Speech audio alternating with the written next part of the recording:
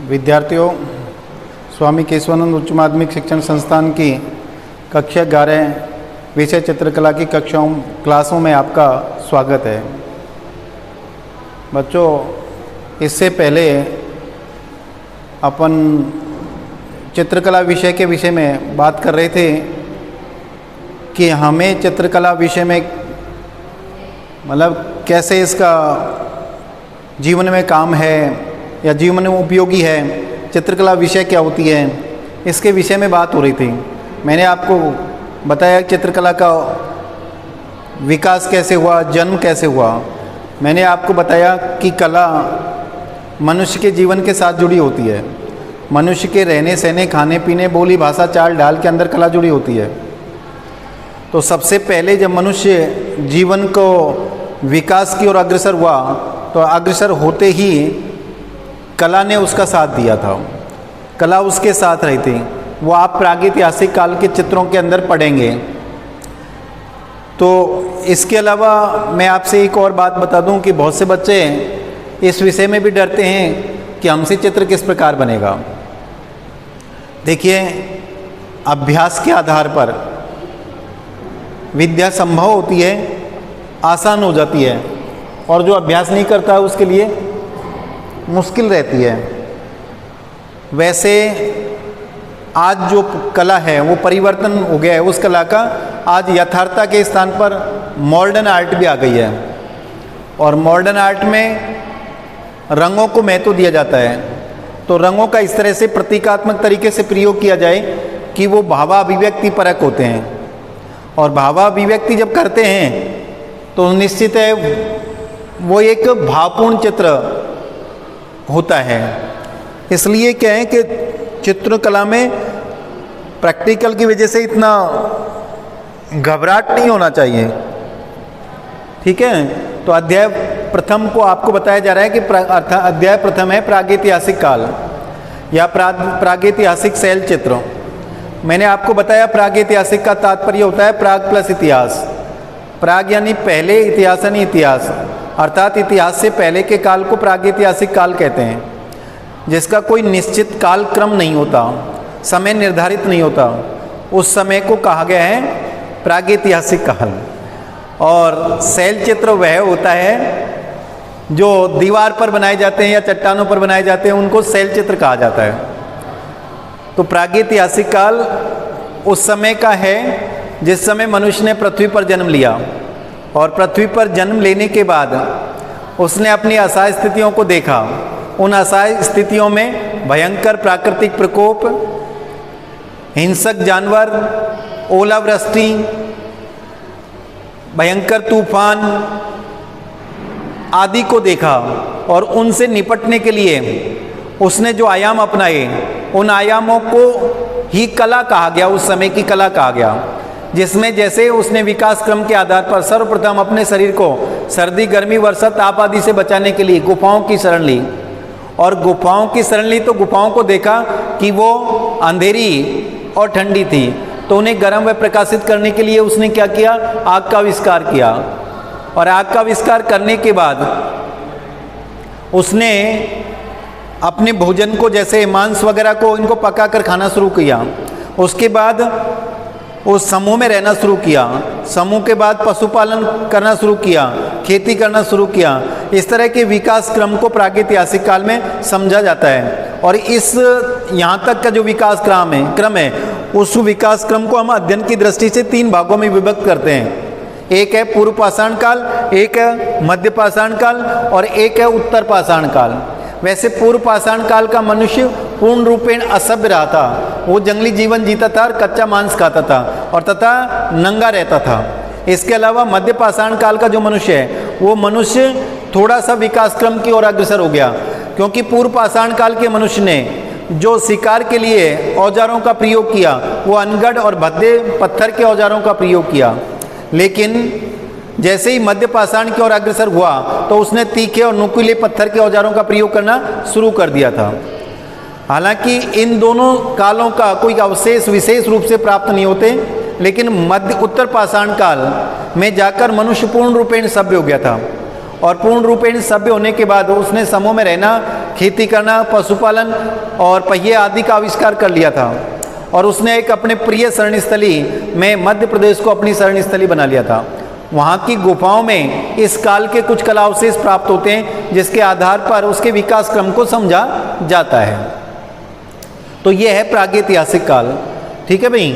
तो प्रागैतिहासिक काल का जैसे अपन अध्ययन कर रहे हैं कि अत्यंत प्राचीन, अतीत यानी बीते हुए काल को, जिसके लिए न तो कोई पुस्तक और न कोई लिखित दस्तावेज उपलब्ध हैं, उसे प्रागैतिहासिक काल कहा जाता है। मैंने आपको अभी बताया प्रागैतिहासिक काल का तात्पर्य है इतिहास से पूर्व के काल को प्रागैतिहासिक काल कहते हैं।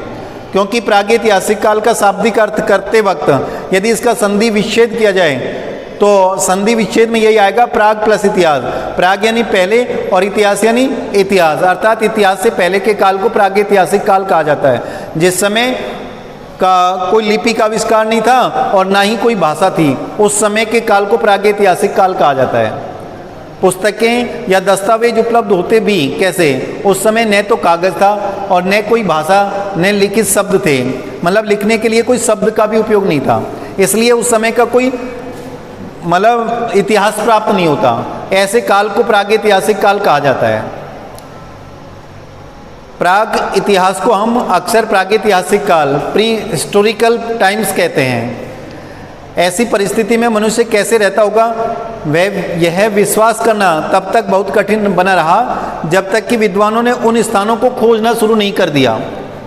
निश्चित है कि मैंने आपको बताया कि उस समय तो मनुष्य ने जब पृथ्वी पर जन्म लिया तो जन्म लेते ही तो उसने देखा होगा कि कैसी स्थिति थी, क्योंकि वो एक जीव या बहुकोशिकीय जीव में प्रथम जीव था। अब ऐसे प्रथम जीव ने जब यहाँ की स्थितियों को देखा तो उसके लिए तो जीवन जीना ही बड़ा मुश्किल था। तो उस जीवन की स्थिति को देखने के लिए ऐसे कुछ आश्रय मिले, शरणस्थली मिली। उन शरणस्थलियों के आधार पर समझा गया कि उसका आदमी, उस समय के आदमी ने किस तरह का जीवन जिया होगा।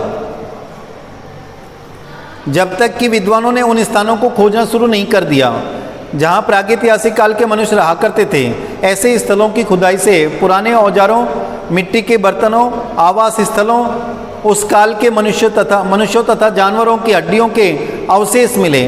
मतलब ऐसी शरणस्थलियों से, ऐसे गुफा आश्रयों से ऐसे कुछ अवशेष मिले जो औजारों के रूप में मिले हैं, बर्तनों के रूप में मिले हैं, या वहाँ पर उस समय के पशु और मनुष्यों की हड्डियाँ प्राप्त हुई हैं, जिनके आधार पर उन्होंने अनुमान लगाया कि उस समय का मनुष्य इस तरह का रहता होगा।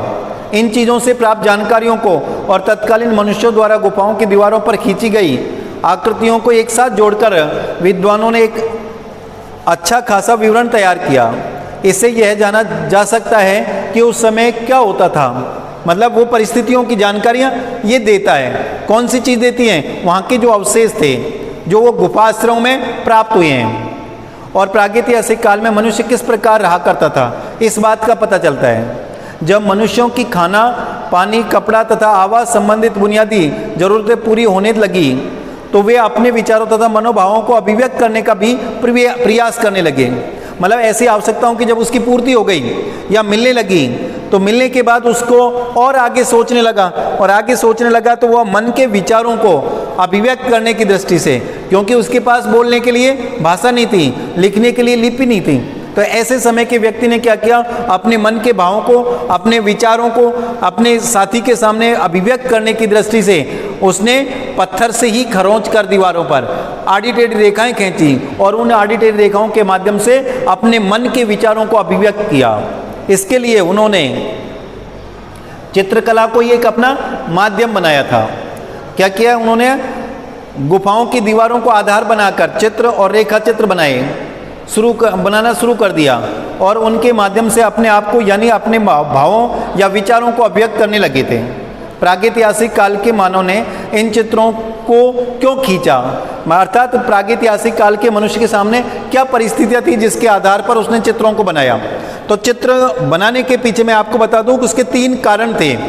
एक कारण तो ये था कि अपने चारों ओर के वातावरण की स्मृति को बनाए रखने के उद्देश्य से उसने चित्र खींचे, मतलब उस समय के वातावरण को कैसे याद बनाए, उस स्मृति की दृष्टि से उसने क्या किया, चित्र खींचे।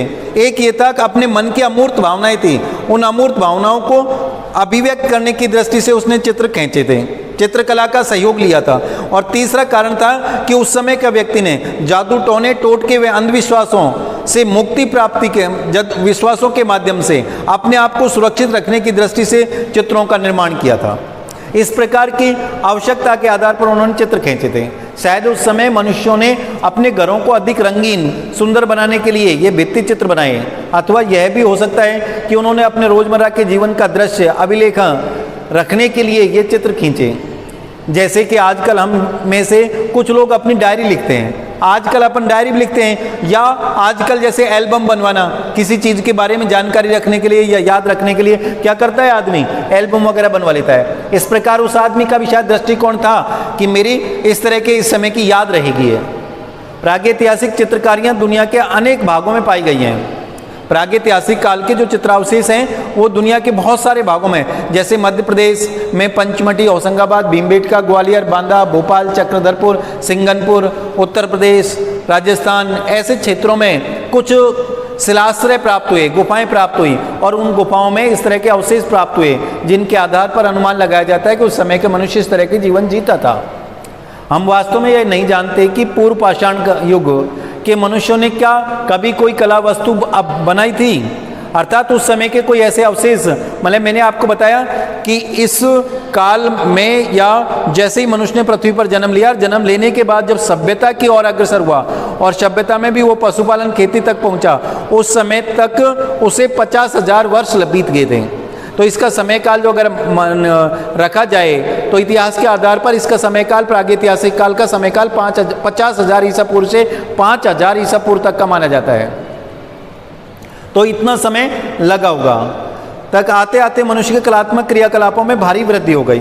तो विकास क्रम के आधार पर इसके क्रियाकलाप हैं उनमें भारी वृद्धि होती चली गई थी, क्योंकि उसका बौद्धिक विकास होता गया, और बौद्धिक विकास होने के कारण वो अपने आप में मतलब इस तरह का चित्रांकन कार्य करने लग गया था। दुनिया भर में इस काल की ऐसी अनेक गुफाएं पाई गई हैं जिनकी दीवारें उन जानवरों के सुंदर चित्रों से भरी पड़ी हैं, अर्थात जानवरों के सुंदर चित्रों से। अर्थात उस समय का जो व्यक्ति था, मनुष्य था, वो मनुष्य का प्रमुख उद्देश्य यही था कि शिकार करना और पेट भरना। इसलिए जो ये उस वातावरण को देखता तो उस वातावरण में ये जंगली जानवरों को ही देखता था, और उन जंगली जानवरों को देखता था तो उसी से संबंधित चित्रों को चित्रित किया करता था। जो इस समय इस तरह की दीवारें इन सुंदर इन जानवरों से भरी पड़ी हैं, चित्रों से, जिनका उन गुफाओं में रहने वाले लोग शिकार किया करते थे। अब कौन रहता था उन गुफाओं में? वो मनुष्य रहता था, वो आदिमानव रहता था। वो आदिमानव ने उन जंगली जानवरों का या शिकारों का, आखेटक पशुओं का चित्रांकन किया। वे लोग मनुष्यों और उनकी गतिविधियों के दृश्य चित्रित करते थे। वृत्त, वर्ग, आयत जैसी अनेक ज्यामितीय आकृतियां और प्रतीक भी बनाते थे। उस समय का मनुष्य किस प्रकार की आकृति बनाता था? वृत्त, वर्ग अर्थात ज्यामितीय आकार बनाता था, क्योंकि उस समय के व्यक्ति कोई ट्रेंड थोड़ी था, कोई आर्टिस्ट थोड़ी था, लेकिन आर्टिस्ट नहीं होने के बावजूद भी उसने तो जो चित्र बनाए, ज्यामितीय आकार बनाए, वो भी अपने मन के भावों को अभिव्यक्त करने की दृष्टि से बनाए थे। एक प्रतीकात्मक तरीके से उनका उपयोग किया था।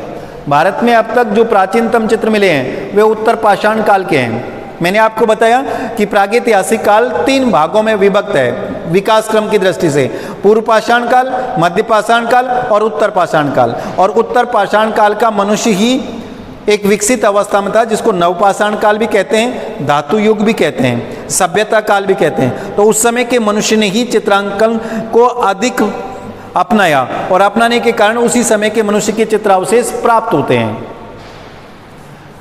यह जानना दिलचस्प होगा कि भारत में शैल चित्रों की सर्वप्रथम खोज वर्ष 1867-68 में पुराविद आर्किबाल्ड कार्लाइल ने स्पेन में हुई थी। अल्तामीरा की एक गुफा है, वहाँ अल्तामीरा की गुफा में इस तरह के चित्रावशेष प्राप्त हुए, जिन खोज में भी 12 वर्ष पहले की थी। कॉकबर्न, एंडरसन, मित्र, घोष पहले अनुसंधान करता थे जिन्होंने भारतीय उपमहाद्वीप में ऐसे अनेक स्थल खोजे थे, अर्थात ऐसे शिलाश्रय ढूंढे थे, ऐसी गुफाओं को ढूंढा था जहाँ पर प्रागैतिहासिक कालीन मनुष्य ने अपनी उसे निवास स्थल बनाया था। शैल चित्रों के अवशेष वर्तमान में मध्य प्रदेश, उत्तर प्रदेश, आंध्र प्रदेश, कर्नाटक, बिहार के कई जिलों में स्थित गुफाओं की दीवारों पर देखे जा सकते हैं।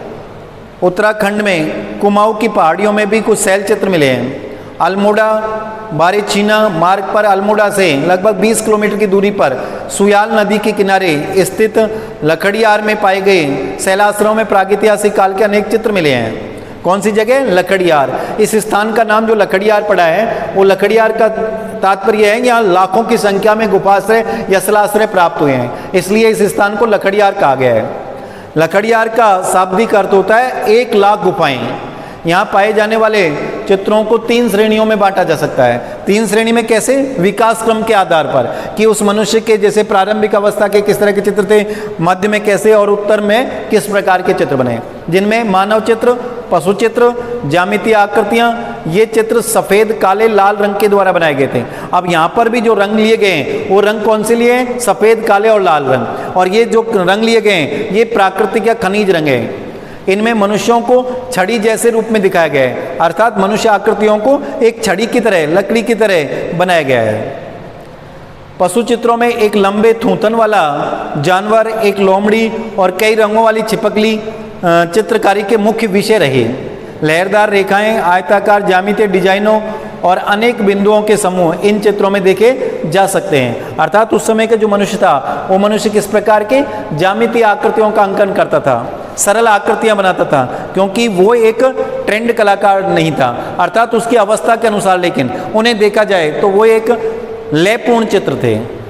आयताकार ज्यामितीय डिजाइनों और अनेक बिंदुओं के समूह इन चित्रों में देखे जा सकते हैं। इन चित्रों में दर्शाए गए दृश्यों में से एक दृश्य अत्यंत आकर्षक है, जिनमें मानव आकृतियों को हाथ पकड़कर नाचते हुए दिखाया गया है। अर्थात इस समय का ये विकास क्रम को दर्शाता है कि उस समय का मनुष्य कितना विकसित हो गया था या कितना जानने लग गया कि उसने कहीं हो सकता है कोई आखेट पर, कोई शिकार पर विजय प्राप्त की, और विजय प्राप्त करने के बाद वो शायद उसे देखकर खुश हुआ हो, और खुश होने के बाद उन्होंने उसकी खुशी मनाई हो, हाथ पकड़कर इस तरह के नाचते हुए जैसे चित्रित किया गया है। कुछ चित्र पहले से बने चित्रों पर बने पाए गए हैं, अर्थात यहाँ पर कुछ चित्र ऐसे भी मिले हैं जो दीवार पर बने थे उनको दोबारा से रिपीट किए गए हैं, अर्थात वहाँ पहुँचने वाला व्यक्ति ने उनको मिट जाने के बाद दोबारा से बनाया गया हो। वहाँ सबसे पहले काले रंग के चित्र बनाए गए, फिर उन पर लाल रंग के चित्र और अंत पर उन पर सफ़ेद रंग के चित्र बनाए गए पाए गए हैं। कश्मीर से भी ऐसे 2 शिलापट्ट मिले हैं जिन पर कुछ चित्र उकेरे हुए हैं। आंध्र प्रदेश और कर्नाटक की ग्रेनाइट की चट्टानों ने नवपाषाण काल के मानव को अपने चित्र बनाने के लिए उपयुक्त कैनवास दिया। ये कैनवास क्या होता है? चित्रण धरातल दिया। अब वर्तमान में तो कैनवास होता क्या है? एक कपड़ा होता है, मोटा दानेदार कपड़ा होता है जिस पर चित्रांकन करता है व्यक्ति, लेकिन उस समय धरातल के रूप में जो स्थान प्राप्त हुआ उसको चट्टान को ही कैनवास कह दिया गया है। यहाँ अनेक स्थलों पर ऐसे चित्र पाए जाते हैं जिनमें 3 स्थान अर्थात कुपगल्लू, पिकलीहाल और टेकल कोटा आदि प्रसिद्ध हैं। यहाँ 3 तरह के चित्र पाए जाते हैं। कुछ चित्र सफ़ेद रंग के हैं, कुछ लाल रंग के और कुछ सफ़ेद पृष्ठभूमि पर लाल रंग के द्वारा परिवर्तित ऐतिहासिक काल के आरंभिक चित्र हैं। जो आरंभिक ऐतिहासिक काल और नवपाषाण काल के हैं। इन चित्रों के विषय हैं सांड, हाथी, सांबर, चिंकारा, भेड़, बकरी, घोड़ा, शैलकृत मानव, त्रिशूल आदि हैं। वनस्पतियों के चित्र बहुत ही कम पाए जाते हैं। कुपगल्लू के एक चित्र में एक अत्यंत विचित्र दृश्य प्रस्तुत किया गया है जिसमें बड़े बड़े अंगों वाले कामोद्दीप्त पुरुषों को स्त्रियों को भगाकर ले जाते हुए चित्रित किया गया है। देखो अब ये कितना विकसित अवस्था का चित्र है कि उस तरह का व्यक्ति स्त्रियों को भगाकर ले जाते हुए चित्र गया। तो ये क्या है? ऐसे चित्र ही तो उस समय के मनुष्य के विकास क्रम को दर्शा रहे हैं कि प्रथम में किस तरह का जीवन जीता था, कैसे रहता था और आगे चलकर वो कितनी सभ्यता में प्रवेश कर गया था। परंतु सबसे अधिक और सुंदर शैल चित्र मध्य प्रदेश में विंध्याचल की श्रृंखलाओं और उत्तर प्रदेश में कैमूर की पहाड़ियों में मिले। ये पहाड़ी श्रृंखलाएं पुरापाषाण कालीन और मध्यपाषाण कालीन अवशेषों से भरी पड़ी हैं और वहाँ ऐसे जंगलों, जंगली पौधों, फलों, जलधाराओं और कंदराओं की बहुतायत है जो पाषाण काल के लोगों के रहने के लिए हर तरह से उपयुक्त थी। अर्थात यूँ कह सकते हैं अपन इसमें कि उस समय के मनुष्य ने अपनी जो प्रिय शरणस्थली बनाई थी वो प्रिय शरणस्थली ऐसे स्थान को बनाया कि जिस स्थान पर उसे पानी और भोजन की किस तरह की कोई कमी नहीं हो। तो तो उस ऐसे स्थानों में सबसे प्रमुख स्थली रही है, प्रमुख शरण स्थली रही है, वो मध्य प्रदेश रहा है। वहाँ के प्राकृतिक शैलाश्रय, चट्टानी आवास, शैलाश्रय का मतलब होता है गुफाएं, वर्षा, बिजली की गरज, ठंड और चिलचिलाती धूप की गर्मी से बचने के लिए उन्हें पर्याप्त सहारा देते थे। अर्थात वो जो गुफा थी, वो गुफाएं प्राकृतिक प्रकोपों से, हिंसक जानवरों से, सर्दी गर्मी से बचने में उनको बहुत अच्छा सहारा देती थी, इसलिए उन्होंने उसे आश्रय बनाया। इनमें सबसे बड़ा और अत्यंत दर्शनीय स्थल मध्य प्रदेश में विंध्याचल की पहाड़ियों में स्थित भीमबेटका है। भीमबेटका मध्य प्रदेश की राजधानी भोपाल के दक्षिण में 45 किलोमीटर की दूरी पर स्थित है। ये कहाँ पर है? मध्य प्रदेश में। कितनी किलोमीटर की दूरी पर? 45 किलोमीटर की दूरी पर स्थित है भोपाल से, जहाँ 10 वर्ग किलोमीटर के क्षेत्र में लगभग 800 शैलाश्रय अर्थात गुफाएं हैं मौजूद हैं, जिनमें 500 शैलाश्रयों में चित्र पाए जाते हैं। भीमबेटका की गुफाओं की खोज वर्ष 1957-58 में डॉक्टर V.S. वाकणकर के द्वारा की गई थी। ये आपको छोटे वाले प्रश्नों के अंदर याद रखना होगा, क्योंकि अपनी ड्राइंग के अंदर जो प्रश्न आएंगे वो शॉर्ट प्रश्न आएंगे और अधिक से अधिक 1 अंक का प्रश्न आता है, इसलिए ऐसी लाइनों को आपको अंडरलाइन करके याद रखना है। और बाद में अन्य अनुसंधानकर्ताओं ने भी उनका अनुसरण किया। वाकणकर ने इन चित्रों का अध्ययन करने के लिए वर्षों तक इन दुर्गम पहाड़ियों और जंगलों का सर्वेक्षण किया, अर्थात देखता रहा, निरीक्षण करता रहा। यहाँ पाए गए चित्रों के विषय अनेक प्रकार के हैं। इनमें उस समय की रोजमर्रा की जिंदगी की घटनाओं के अलावा धार्मिक एवं भव्य दृश्य भी चित्रित किए गए, जिनमें शिकार, नृत्य, संगीत, हाथी घोड़ा की सवारी, जानवरों की लड़ाई, शहद इकट्ठा करने, शरीर सज्जा और छद्म वेश अर्थात उस समय का जो मनुष्य था, वो मनुष्य जब आखेट करता था तो वो आखेट करते वक्त छद्म वेश भी धारण करता था, कि इन जो कला अवशेष प्राप्त हुए, उन कला अवशेषों में एक स्थान पर इस तरह का अवशेष प्राप्त हुआ है कि मनुष्य ने शिकार करने की दृष्टि से अपने पूरे शरीर के पेड़ के पत्तों को लपेट लिया और जमीन में लेट गया, और लेटने के बाद वहाँ आखेटक जो पशु था, वो पशु आकर उन्हें खाने लग गया और उसे पकड़ लिया गया या मार दिया गया था। मुखौटा लगाने जैसी अनेक घरेलू गतिविधियों के चित्र शामिल हैं। भीमबेटका की शैल कला को शैली, तकनीक और आधार के अनुसार कई श्रेणियों में बांटा गया है। रेखा चित्रों तथा चित्रकारियों को 7 कला विधियों में वर्गीकृत किया जा सकता है। पहला काल है उत्तर पाषाण काल, अर्थात उत्तर पाषाण काल के मनुष्यों मतलब चित्रों को बारे में पढ़ा जाता है। तो मैंने आपको बताया प्रागैतिहासिक काल वह काल है जिसका कोई निश्चित कालक्रम निर्धारित नहीं था, और ना ही उस समय मतलब कोई भाषा थी, ना कोई लिपि थी। ऐसे काल को प्रागैतिहासिक काल के नाम से जाना गया है। उस प्रागैतिहासिक काल का समय मैंने आपको बताया 50,000 ईसा पूर्व से 5,000 ईसा पूर्व तक का। तो इसमें विकास क्रम को बताया कि उस समय के मनुष्य ने किस तरह का विकास किया। तो विकास क्रम को समझने की दृष्टि से मैंने बताया आपको प्रागैतिहासिक काल को 3 भागों में विभक्त करके पढ़ते हैं, जैसे पूर्व पाषाण काल है, मध्य पाषाण काल और उत्तर पाषाण काल। तो इसमें आखेट से संबंधित चित्रों को चित्रित किया गया और मनुष्य की जो आकृति थी उन आकृतियों को छड़ी के समान बनाया गया तथा प्राकृतिक रंगों का प्रयोग किया गया, और उन प्राकृतिक रंगों में सफ़ेद, लाल व काले रंग का प्रयोग अधिकता से किया गया। चलो आज इतना ही, फिर कल पढ़ेंगे। धन्यवाद।